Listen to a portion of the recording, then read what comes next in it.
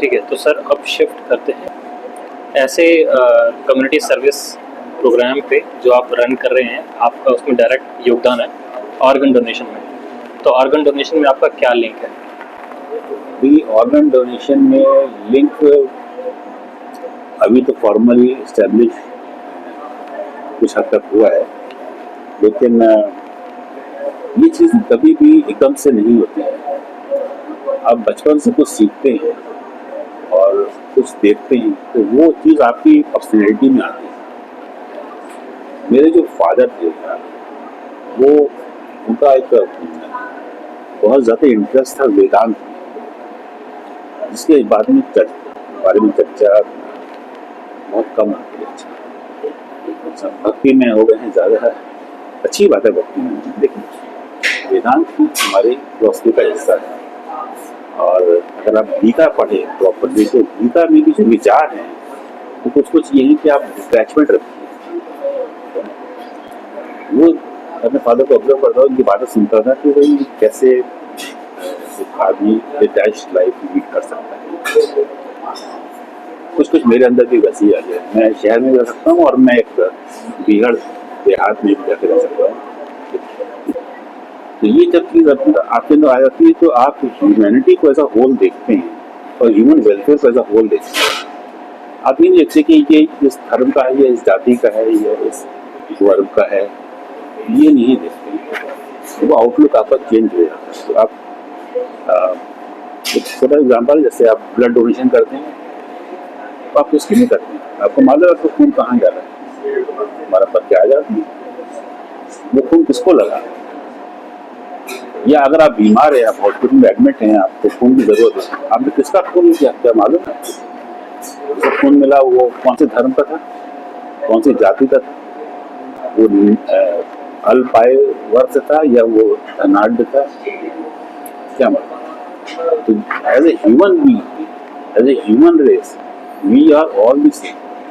केवल चमड़ी का अंतर है, कोई श्वेत है, कोई काला है, कोई ब्राउन, जैसे हम लोग कहते हैं अपने आप को, तो ब्राउन है।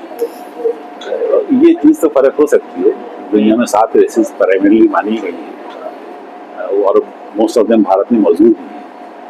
तो इस तरह से वो फर्क तो हो सकता है, लेकिन शरीर तो एक ही प्रकार से काम करता है सब जगह, किसी भी कंट्री का। तो ये हमारे अंदर फीलिंग डेवलप हुई कि ऐसी होनी चाहिए जिसमें किसी का ऐसा भेदभाव ना हो और हेल्प भी हो। वो सोच के मुझे लगा कि तो मैं थोड़ा कुछ स्टडी भी किया इंटरनेट वगैरह से। मेरे एक दोस्त भी हैं, उनसे भी बातें करी, लगा कि ये ऑर्गन डोनेशन में तो इंडिया में कुछ काम ज़्यादा हो नहीं रहा है। कुछ लोग हैं जो लगे हुए हैं और इतनी तत्परता से लगे हुए कि मैं उनको नमन करना चाहता हूँ। वो उन्होंने मुझको समर्पित हैं उसके प्रति बहुत ज़्यादा, मगर वो परसेंटेज बहुत कम है। तो इसलिए अवेयरनेस आने की ज़रूरत है। इसमें खर्चा एज इट इज़ नहीं है, कोई आपको इक्विपमेंट नहीं चाहिए, कुछ नहीं चाहिए, लेकिन इंडिविजुअल अगर उसको चाहे तो उसको एग्जीक्यूट कर सकता है, उसमें कोई खर्चा नहीं है। अगर आप किसी को आके देते हैं, आपको क्या खर्चा है, आपको चलेगा नहीं, zero cost to you.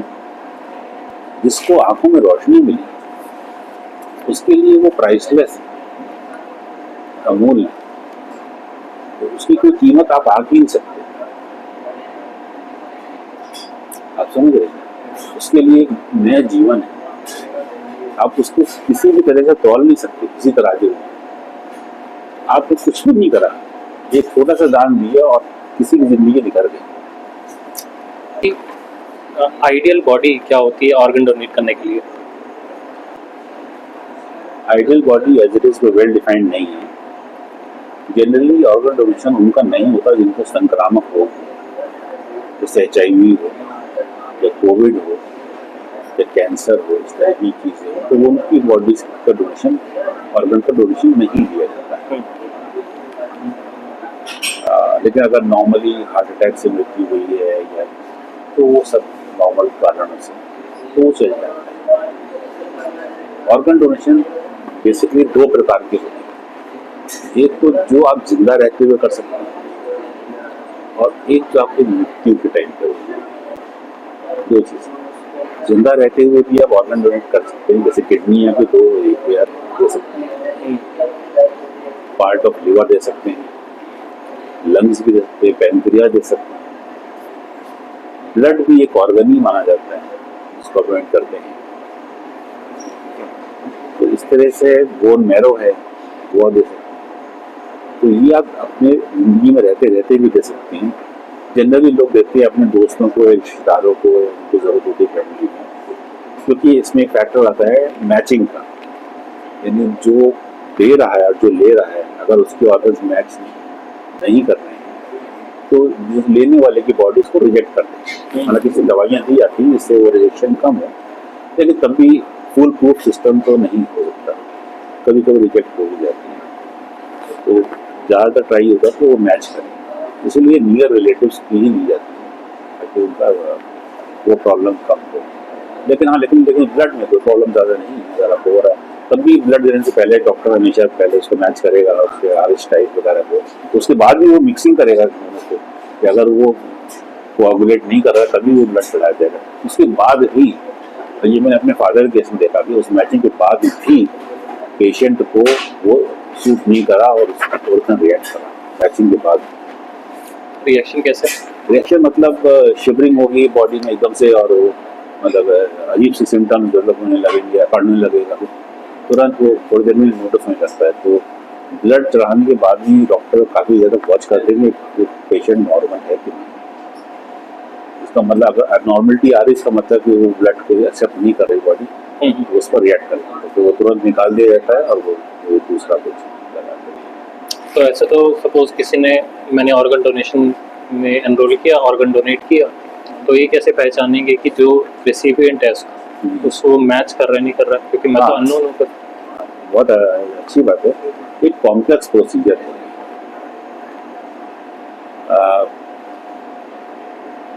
Generally एक बहुत पॉपुलर डोनेशन है वो है आई डोनेशन।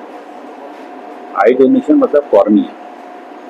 तो जब आपकी डेथ हो जाती है तो उसके कुछ घंटों में, 4-5-6 घंटों के अंदर आपका कॉर्निया निकाल दिया जाता है। कॉर्निया निकालने के बाद भी आपको इसको लगता नहीं कि निकाल दिया गया है, वो इतने सफाई से रिमूव हो जाता है।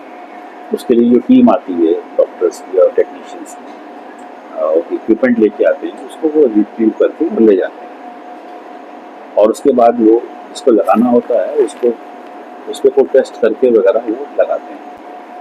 बहुत सी जगह वो सक्सेसफुल हो जाते हैं। आपको शायद ये जानकर खुशी भी होगी और जैसे मतलब प्रसन्नता मिलनी भी चाहिए आपको कि एक स्वस्थ आदमी का कॉर्निया या एक स्वस्थ कॉर्निया करीब 4 से 6 कॉर्नियल ब्लाइंड लोगों को रोशनी दे सकता है। कैसे? मेरा तो कॉर्निया ही था। आपके 2 आंखों के 2 कॉर्निया होंगे, तो उसकी डिसेक्शन कर सकते हैं एडवांस साइंस। और जो कॉर्नियल ब्लाइंड है उसको हम ट्रांसप्लांट कर सकते हैं। उसकी एक आंख में रोशनी आने से मतलब अगर आप एक आंख से देखें तो आप एक आंख से भी देख सकते हैं, उतनी रंगी नजर आएगी उतनी ये 2 आंख से। केवल डेप्थ का थोड़ा अंतर पड़ता है लेकिन बाइनोकुलर विजन में, लेकिन वैसे वो एक ही नजर आएगी। ठीक है, तो ठीक है, जिंदगी चल जाती। तो जहाँ आप बिल्कुल ही ब्लाइंड थे, जो आपको पता ही नहीं कि दिन है कि रात है क्या है, वहाँ आपको कुछ मालूम पड़ जाता है कि हाँ ये दुनिया ऐसी है। तो 4 से 6 लोगों को, इससे ज़्यादा भी शायद पॉसिबल है, उनको वो भी नहीं जाती। हमारे देश में इस समय करीब 1 लाख कॉर्निया की जरूरत है। अवेलेबिलिटी बहुत कम है। हमारा पड़ोसी कंट्री छोटा सा आइलैंड नेशन श्रीलंका, वो ऑलमोस्ट 100% कॉर्नियल ब्लाइंडनेस फ्री है। वहाँ इतना डोनेशन होता है, लेकिन हमारे यहाँ तो आपके हिसाब से ऑर्गन डोनेशन, आई डोनेशन कुछ भी है, ये इतना क्यों नहीं हो रहा है इंडिया में? हाँ, इसके देखिए सबसे ज़्यादा जो चीज़ें हैं वो ये तो जो रुकावटें हैं वो कुछ तो हैं साइंटिफिक और कुछ है नॉन साइंटिफिक। साइंटिफिक सेंस में कि ऑर्गन डोनेशन कहना आसान है, लेकिन ऑर्गन को आपने लिया, उसको आपने स्टोर किया या ट्रांसपोर्ट किया, तो आपके पास वो फैसिलिटी होनी चाहिए। ये फैसिलिटी ज़्यादातर बड़े सिटीज़ में अवेलेबल है, छोटे शहरों में नहीं, ये ना के बराबर है। तो वहाँ अगर किसी को जागरूकता है भी तब भी बेचारा कुछ नहीं कर सकता, क्योंकि वो फैसिलिटी नहीं है। तो अगर प्रॉपर आई बैंक सेटअप है तो ठीक है, और क्योंकि टाइम एक फैक्टर है कि 5 घंटे के अंदर 6 घंटे के अंदर वो ट्रांसपोर्टेशन हो जाए तो उसका सक्सेस रेट मिलेगा, नहीं तो वो यूजलेस हो जाएगा। तो वो उस टाइम के अंदर वो रिट्रीव हो जाएगा। और ये भी एक फैक्टर होता है, कई जगह लोग बताते इतना लेट है कि वो टाइम निकल चुका होता है, जो मालूम नहीं इतनी देर में पड़ता है। तो इसके लिए आप जिस भी एजेंसी से अपने आप को प्लेज करवाएं या प्लेज लें या कॉन्टैक्ट में आपके हो जाए, जिसके मेंबर हों आप, तो फैमिली मेंबर्स का ये दायित्व है कि जैसे ही डेथ हो उनको पता चले तो वो उनको तुरंत फ़ोन करें, तो ताकि वो लोग आके टाइम से अपना काम कर सकें, तब तो उसका फ़ायदा है। पर हमारे यहाँ वो अभी सिस्टम बहुत बैकवर्ड है। तो ये तो हुआ एक तरीके से कि फैसिलिटीज़ अवेलेबल नहीं है, और दिन पे दिन बढ़ती जा भी रही हैं, सब नहीं है। अब कई शहरों में आई बैंक स्टैब्लिश हो गए हैं वगैरह, ऐसा है, और आगे बढ़ेंगे, ऐसी उम्मीद भी है। लेकिन अभी भी मेजॉरिटी ऑफ द कंट्री में ये दिक्कत आ रही है। दूसरी दिक्कत जो है सबसे बड़ी है वो है कि लोग गाइड करने की जगह या तो उसको अंधविश्वास कह लें या उसको क्या बताएं, स्पिरिचुअल बिलीफ कह लें या और नाम दे दें, फिर समझ में नहीं आता है कि साहब अगर हमने इस जन्म में आंखें दान कर दी तो अगले जन्म में हमें आंखें नहीं मिलेंगी, तो हम क्या करेंगे। बात तो बहुत अच्छी लगती है कि भाई आंखें चली गई तो अगले जन्म में कैसे मिलेंगी, लेकिन जो हमारी ही संस्कृति का पार्ट है, और किसी भी धर्म में आप चले जाइए, जो शरीर होता है वो नश्वर होता है, बॉडी की डेथ होती है। आत्मा अजर अमर है, उसी को भी डेथ हो सकती है, ना आत्मा को जला सकता है ना मार सकता है, किसी भी पुस्तक में है। बॉडी एंड सोल हर जगह यही लिखा है। आपकी रूह नाम लीजिए, कुछ भी नाम लीजिए, वो सब बात एक ही है। तो बॉडी सड़ जाएगी अगर आप उसे कुछ नहीं करेंगे, खराब हो जाएगी। तो खराब होने से पहले आप उसको या तो दफना देते हैं या फिर उसको जला देते हैं। और लोग कहते हैं मैं देर मत करो, जल्दी करो, अब जो भी करना है। तो अच्छा हमको आप फ्रीजर में रखें तब भी आप लिमिटेड टाइम तो रख सकते हैं। हालांकि मैंने बॉडी देखी जो 2.5 महीने ही फ्रीजर में आई है लीबिया में, तो वो एक फैक्टर है जो आपके रिलीजियस बिलीफ है, वो हमारे जो रिलीजियस सेंट्स हैं वो शायद प्रॉपरली कन्वे नहीं करते। उनके ऊपर भी एक दायित्व है कि वो उस चीज़ को समझें, और जो समझते हैं वो कहते भी कि ये जो चीज़ है इसको समझिए कि आत्मा ने ही जन्म लेना है दोबारा नए शरीर में। शरीर आपको ब्रांड न्यू मिलेगा एज पर हिंदू। आत्मा वही रहती है, उसको दूसरा शरीर मिलता है। ये हिंदू बिलीफ जो कि मेजॉरिटी ऑफ दी कंट्री में। चलिए अगर हम मान लें नहीं भी मिला तब भी आत्मा लगी है, नहीं भी शरीर मिला तब भी आत्मा लगी, शरीर फिर भी खराब हो जाना है। क्यों ना खराब होने से पहले हम इसको यूटिलाइज कर लें। जो चीज़ हम यूटिलाइज कर सकते हैं, इससे पहले कि वो सड़ जाए या दफना दिया जाए, या हम उसको यूटिलाइज कर लें। हमारे लिए यूजफुल है, पब्लिक के लिए यूजफुल है, हमारे लिए जरूरी है। मैं गलत हूँ, पब्लिक के लिए यूजफुल। पब्लिक कौन है? हमारे देशवासी। देशवासियों के लिए यूजफुल है। किसको यूजफुल है? उसको जरूरत है। फॉर एग्जाम्पल मरने के बाद आप कॉर्निया ही नहीं, आप अपनी स्किन भी बिल्ड कर सकते हैं। अभी एम्स में भी स्किन आपकी स्किन आपकी जो back portion of the body वहां से निकाली जाती है, वो बड़े पैचेस निकाले जाते हैं। तो ऊपर से अगर आप बॉडी को देखेंगे तो कुछ मालूम नहीं पड़ता, क्योंकि पीछे से वो रिमूव हो जाता है। स्किन कितनी इम्पोर्टेंट है आप इस बात से अंदाजा लगाइए कि स्किन दी जाती है उन लोगों को जो जल जाते हैं। चाहे वो फैक्ट्री वर्कर्स हो, चाहे वो घरेलू लोग हैं, उनके ऊपर वो स्कीम काम आती है। और इससे भी ज़्यादा दुखद बात ये है कि हमारे यहाँ एक बड़ा ही क्रूर सिस्टम है एसिड बर्निंग का। लड़कियों को एसिड फेंक देते हैं, इससे विक्टिम्स हो जाती हैं। मैंने देखी आंखों से, अब वो देखना भी मतलब लगता है कि मतलब तरीके से वो दृश्य भी बहुत अजीब सा होता है। उनको एसिड फेंक दिया जाता है, उनका मुंह खराब हो जाता है, गर्दन नाक कान होता है, उनकी डॉक्टर भी वो स्किन काम हो जाती है, उनकी हेल्थ। आप सोचिए कि जो व्यक्ति नॉर्मल लाइफ जी रहा है उसके ऊपर कोई एसिड फेंक दे तो क्या करेगा? आपकी स्किन काम आ गई तो आपको तो वैसे स्किन जल जाएगी। तो कम से कम इसको दे दिया, ठीक है, क्या आपको कौन सी आप तो खर्चा ही है। ऑर्गन डोनेशन में इंडिया का स्टेटस अभी वर्ल्ड में या इंडिया पे क्या है? जी, अब इन्हीं बातों की वजह से इंडिया का स्टेटस जो है वर्ल्ड में बहुत ही लो है।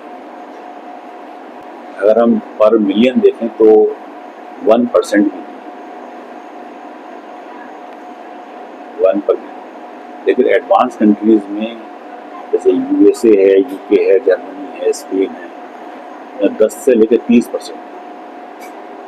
मतलब डेथ्स का इतना परसेंट डोनेशन में जाता है? काफ़ी ऑर्गन डोनेशन होता है, काफ़ी होता है। तो हम कह सकते हैं कि स्पिरिचुअली हम बहुत आगे हैं, बहुत अच्छी सोच है हमारे पास, अच्छी फिलॉसफी है, लेकिन पता नहीं क्यों किसी अंधविश्वास के कारण या किसी कारण हम इस जगह पीछे हैं। लोगों की मान्यता है कि अगर हम मर गए और हमारे ऑर्गन्स बॉडी में चले गए तो हमारा संस्कार कौन करेगा? संस्कार नहीं होगा तो हमें दूसरा जन्म नहीं मिलेगा। ये बड़ी हास्यास्पद सी बात लगती है। हमारे जो ऋषि मुनि थे, जो शायद आज भी पर्वतों में रहते हैं, जंगलों में रहते हैं, पहले भी रहते थे, बहुत से अकेले भी रहते हैं, जरूरी नहीं सबके पास आश्रम ही। कोई किसी कुटिया में रह रहा है, कोई किसी गुफा में रह रहा है, कोई कहीं रह रहा है, और उनके पास कोई नहीं है, इतना अचानक वो अलविदा हो गए। उनका संस्कार कौन करता है?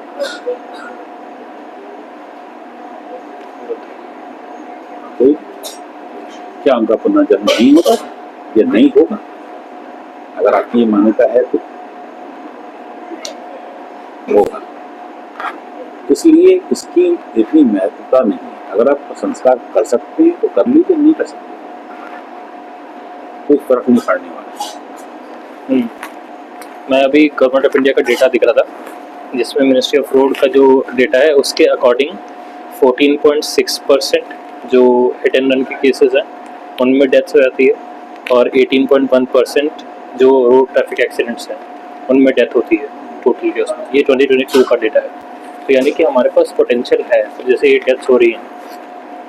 बस जब मेडिकल प्रोफेशनल से बात करते हैं कि जब आप ऑर्गन डोनेशन के बारे में बताते हैं तो होता क्या है, तो उनका सबसे पहले रिप्लाई आता है कि जब बॉडी आपको दी जाएगी वापस, उनको होता है कि पता नहीं किस हालत में देंगे। अगर ने फुल ऑर्गन डोनेशन दे दिया तो बॉडी पता नहीं कैसे देंगे, ख़राब करके देंगे वगैरह। तो इसमें कितनी रियलिटी और कैसे होता है? हाँ, इसमें एक्चुअली जो आपने बात बताई, इसमें दो चीज़ें हैं। एक तो जो रोड एक्सीडेंट्स होते हैं उनमें सब जरूरी सबकी डेथ होते हैं, और डेथ की दो तरीके हो सकते हैं। जैसे एक्सीडेंट हुआ, डेथ हो गई, खत्म हो गई। दूसरा ये है कि एक्सीडेंट हुआ और वो इंसान ब्रेन डेड हो गया, अभी जिंदा है वो, किसी तरीके से कहीं पर ब्रेन डेड हो गया है, अस्पताल पहुंच गया है, कुछ लम्हे मिल गए हैं। तो ब्रेन डेड अगर है वो, तो वो organ donation point of view से, यानी अंगदान पॉइंट ऑफ व्यू से बहुत यूजफुल है।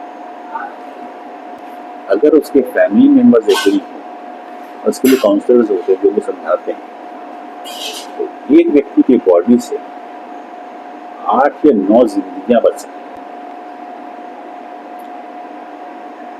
उसका हार्ट काम आ सकता है, उसकी किडनियाँ काम आ सकती हैं, उसका लिवर आ सकता है, उसकी पैनक्रियाज आ सकती है, उसकी इंटेस्टाइन आ सकती है, उसकी हड्डियाँ काम आ सकती हैं, उसके टिश्यूज़ काम आ सकती हैं, उसके ईयर बोन्स जो अंदर जो होते हैं वो काम आ सकते हैं।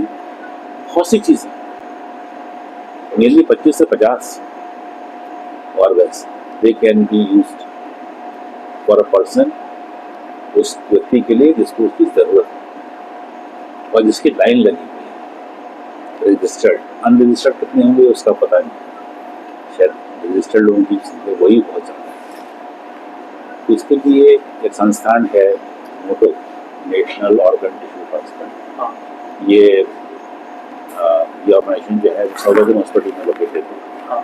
ये नेशनल बॉडी है, इनके 5 रीजनल ऑफिस और उसके अलावा स्टेट लेवल पे भी सेम बॉडीज हैं, वो करीब 1500 हैं। तो ये लोग ये काम देखते हैं कि ऑर्गन कैसे बचाया जाए, कैसे स्टोर करा जाए, कैसे ट्रांसपोर्ट हो। प्लस जो नोटो है वो नेशनल टिश्यू बैंक का काम भी करता है। तो और ये बात आज के लिए इसको सादृश्य कई दशक हो गए, तो गवर्नमेंट इस पर जागरूक है।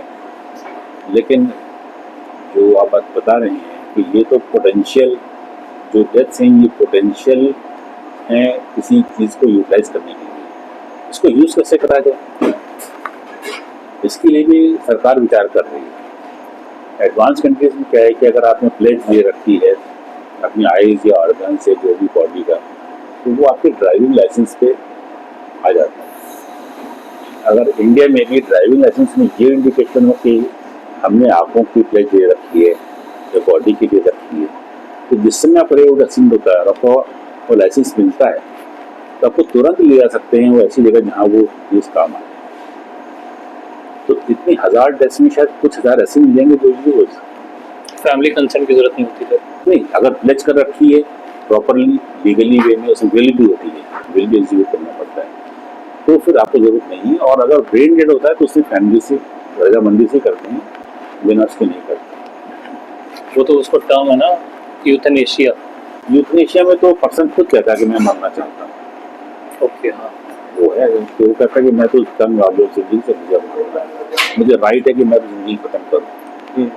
तो उसमें कुछ सरकारें हैं विदेशी, उन्होंने अलाउ कर रखा है, हमारे कभी ये कर नहीं है, इंडिया में नहीं है। ऊपर वाले ने भेजा है, ऊपर वाले उठाएगा। तो अभी अलग अलग कंट्री का अलग अलग सोच है।